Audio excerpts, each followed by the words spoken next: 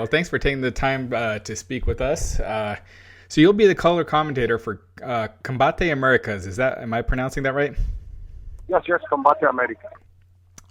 Okay, so that debuts this Thursday on NBC Universal. Can you tell our readers a little bit more about the series? Well, it's going to be my first time doing the role as an announcer for Combate Americas, this new organization. I'm starting with them this Thursday in Vegas. It's going to be like the Mexican celebration for everybody in Combate Americas, because in Mexico we're celebrating the Independence Day, and we're gonna celebrate this with a series of fights, and it's gonna be an amazing show. I'm gonna be other celebrities from Latin America are gonna be there, and I'm pretty excited and ready to do it. Great. Now you have a background in MMA. You actually kind of got in before the big boom. What first drew you to MMA? Well, to be honest, I think it was destiny, because as many people know, I practiced amateur wrestling for years and years. I started when I was 8 years old, and I competed in different places all over the world. I was Pan American champion, Central American champion. I represented my country in different countries for years and years. And the promoters, they knew that. And one time when I was working in Japan, this promoter approached to me. I don't remember his name anymore, but he was the owner of Deep. Mr. Sayeki. Mr. Sayeki, the owner of the organization Deep in Japan, approached me and offered me some money to fight, and back then it sounded like a really good idea. It sounded like something interesting for me, and I did it. I did well, and then the rest is history. And so when you ultimately decided to leave, that was after you had signed with WWE. Is that correct? Yeah, that was before my time with WWE. I was back then I was wrestling as Dos Caras Jr. Mm-hmm. I was wrestling pretty much in Mexico, but also doing some appearances in Japan, and that's the place where they found me and offered me to be part of the world of MMA. And then earlier this year, there was a lot of talk about you returning to MMA, and Scott Coker had talked about it. Was that something that you were really interested in, or were you just kind of seeing what was out there? No, I was, but like I always say, at the end of the day, you have to be rewarded. And even though I love MMA, I love pro wrestling, I'm here because I have to pay those bills. I'm here to make money. Mm-hmm. Nothing comes free. So everybody, all the organizations, all the MMA organizations contacted me to try to bring me back and fight. But they were not offering me good money. The money was just not there. And unfortunately for them, I do so well in pro wrestling that I don't have to go there and fight if they don't pay me what I'm asking for. Yeah, and there were rumors also about a possible fight with you and Bill Goldberg earlier this year. I know you had said that it wasn't really that close to happening, or you hadn't really heard much about it. Is that something you would be interested in if the price was right? Fighting with Goldberg? Yeah. No, I don't think so. I mean, I respect the guy. I respect Goldberg as a performer. I haven't had the pleasure of meeting him in person. But no, I won't fight Goldberg. I mean, I don't know. He's in his 50s probably. I don't know. If somebody will pay me what I'm asking, I will do it the right way. I will fight somebody. I will fight a good fighter. Yeah. When I started in MMA, my debut was against the Japanese champion, the champion of Deep. I'm pretty sure they were taking me there because they thought he was going to kick my ass, and they were building him. They were, because he was pretty popular. I'm pretty sure they were taking me, thinking, oh, okay, he's gonna take a big name from pro wrestling and he's gonna look good. We're gonna look good, but it was the other way around. I ended up kicking his ass in the first round. So if I go back to MMA, if I fight again, it will be against a good name. Yeah. I mean, nothing but respect for Goldberg. I'm not saying I don't respect him as an athlete, as a performer, because I do. I do respect him a lot. I will fight somebody with a name in MMA. Right. And speaking of which, someone you worked close with, CM Punk, will be making his UFC debut. It doesn't seem like it'll be this year. It seems like it'll probably be sometime early next year. Having done both pro wrestling and MMA, what was your reaction to the news when you heard about Punk signing with the UFC? Punk Phil is a great athlete. He wanted to do this. He has been training for a while. Even before he left MMA, he was before he left WWE. Sorry, he was already training. He was already doing jiu-jitsu and Thai box. So he was just doing it to be in shape, to be healthy. Back then he didn't know, or he didn't thought that he was going to be in UFC one day. Mm-hmm. And now he's taking his time because he's getting ready. He's smart. I'm pretty sure the promoters, they want to put him in the cage, in the octagon, in the ring already, because they know he's going to sell tickets and he's going to sell pay-per-views.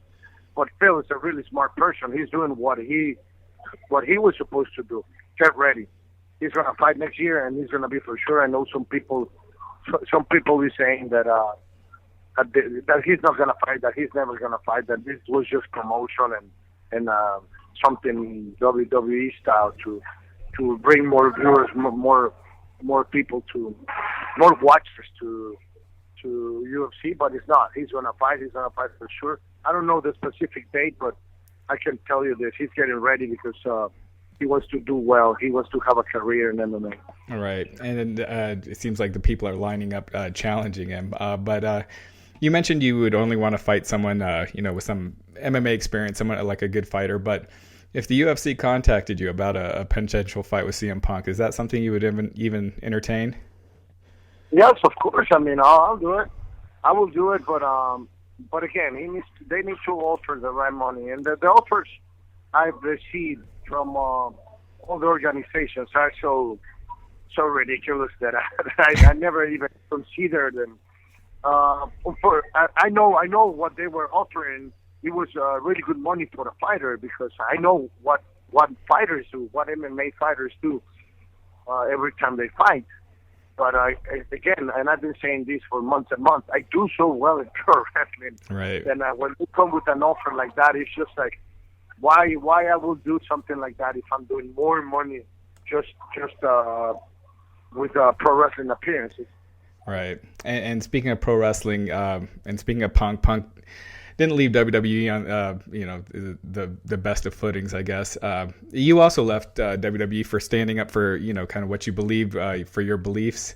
Now that it's been a little over a year since you left the company, has your relationship with them changed at all, or has it been kind of the same? Are you open to a return?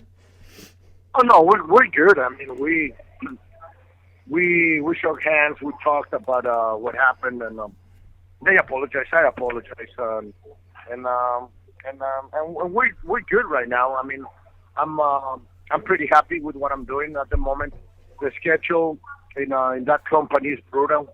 Yeah, you're never home. You have to do I was doing over 250 appearances per year. I mean, I was never home, and now at the moment I'm working everywhere. I'm working in Mexico, Japan, Europe, everywhere. Everywhere they want to see me, I go and work and make money. I have the opportunity to spend time with my family. I'm enjoying my kids. I'm home 4 or 5 days per week. I'm only doing one show, 2 shows at most per week. So I'm happy. I don't have any plans to go back there. But like they always say never, right? Right. And I wanted to ask you about the schedule. Because it does seem like a lot of guys leave on top, even when they're, like I said, like yourself, Batista, all these guys that leaving on top, and I'll always mention the schedule. Do you think that's something that if they would work on, as far as maybe giving some wrestlers time off between certain pay-per-views to keep them off TV, freshen them up, and then bring them back, like having like 2 periods a year between pay-per-views where guys get the time off, that it would improve kind of morale and people wanting to stay and not leave when they're on top. Of course, I mean, if they change the schedule, it will make everybody happy, and we all will be more healthy, because I can assure you that the reason we were getting hurt is because our bodies were not resting. There was no time for us to rest, because, like in my case, I was going back home a day and a half, and that was for almost 7 years, doing over 200, 250 appearances per year. And I'm pretty sure that's the reason we were tired and sometimes getting or hurt. If they change the schedule, everything will change with their fighters, with their wrestlers. Yeah. Everybody will be more happy. Yeah, and you mentioned the employee that made the racist joke. What was your reaction when you found out that he had left the company? Well, I knew he was going to be fired. Because after all this thing happened with them, and we started to talk again, and like I said, I apologize, and everything. Yeah. They told me they were going to fire him. I never understood why they let me go first and kept this guy for so long after the incident happened. But I mean, it is what it is. It's in the past. I'm doing well. I'm doing fantastic. I'm one of the few. I'm the one showing to everybody. Because I always told this to all my coworkers in WWE. If you have the talent, there's a place for you out there. You need to think outside this box. You need to leave the WWE bubble for a while, because there's life after WWE, and I'm showing to everybody that you can make a living and even make more money than the money you could do in WWE, just being free, being an independent circuit. I'm doing it, and I'm working only 1-2 shows per week, and I'm doing the same amount of money that I was doing when I was done. All right, and I wanted to ask you one more WWE question. I kind of want to move on to a couple other things, but Vince McMahon seems to be delegating more and more responsibility, seems to be stepping down a bit with his responsibilities. What are your thoughts of working for Vince, and how do you see the business changing if and when Triple H kind of takes over his responsibilities? Vince McMahon, he's a gentleman. I loved working for him. He was always nice to me. He was always helping me to improve my character, to give me advices of what I could do to be better in the ring. I mean, he's a great boss. About how the business is changing, I cannot tell you anything because, and I'm not lying, I haven't watched WWE since I left. Not even 5 seconds, nothing. I'm not one of those guys searching information on online, on Twitter to see what the WWE wrestlers or WWE is doing. I don't care. I left that place. I'm doing great, and I don't watch it not because I have a problem with them or anything like that. I'm not interested. Right. in what they're doing. I prefer to spend those 30 minutes, 1 hour, or whatever with my kids than watching anything they're doing. Absolutely. And earlier this year, you also signed with Lucha Underground. How's that experience been? It's good. It's a new product. It's growing and getting more viewers every week. They have good talent. As any other place, they also have people who I have no clue why they're there. but that's the story. That's the same story everywhere. Yeah. It was a good experience. I had the opportunity to be working with one of my friends, with John Morrison or Johnny Mundo, as they call him in Lucha Underground. We had a good series of matches, and I really enjoyed it. Yeah. And have you heard anything about a second season? And if there is one, would you be a part of it? I don't know if I'm going to be part of it. I haven't heard anything. They said they were going to start in June, then September, then October. Now I think they say November, December. Right. To be honest, I don't know what's going on over there.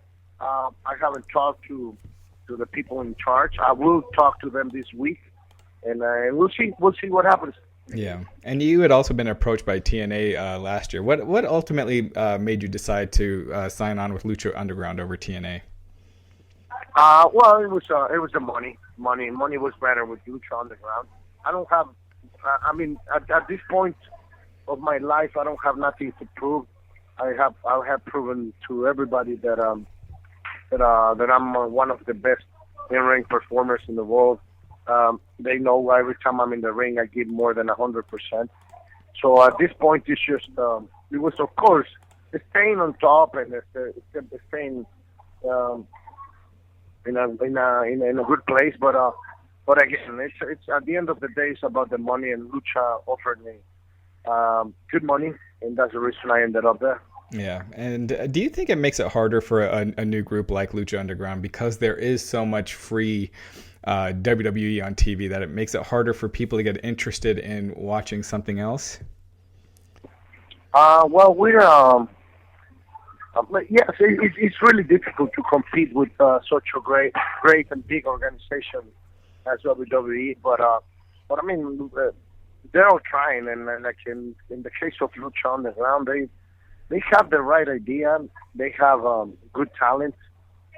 If they keep doing things like they started, I'm pretty sure they can grow and be some. They can be an important pro wrestling company in the near future. Now, having been in both worlds with MMA and pro wrestling, and kind of back to the Combate Americas, MMA has borrowed a lot of aspects from pro wrestling. Are there things that you see pro wrestling that they can borrow from MMA to things like weight divisions or things like that might help it evolve? And because it seems like the current style, the current format's getting a little stale. I don't think they need to take anything from MMA, because we cannot do weight classes, because it's different. The pro wrestling fans are different than the MMA fans. Some people like both, but I don't think we need anything from MMA. It's more them getting stuff from us to make it more enjoyable, more fun to watch. Right.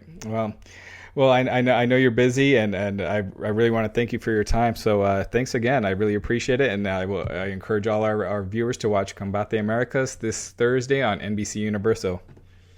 Thank you, my friend. Thank you for supporting us, and yes, I will see everybody this Thursday in Vegas. It's going to be a great show, and thank you for supporting Alberto. Thank you for supporting my career. All right. Well, thank you. Take care. Thank you, man. Bye. Thank you, man.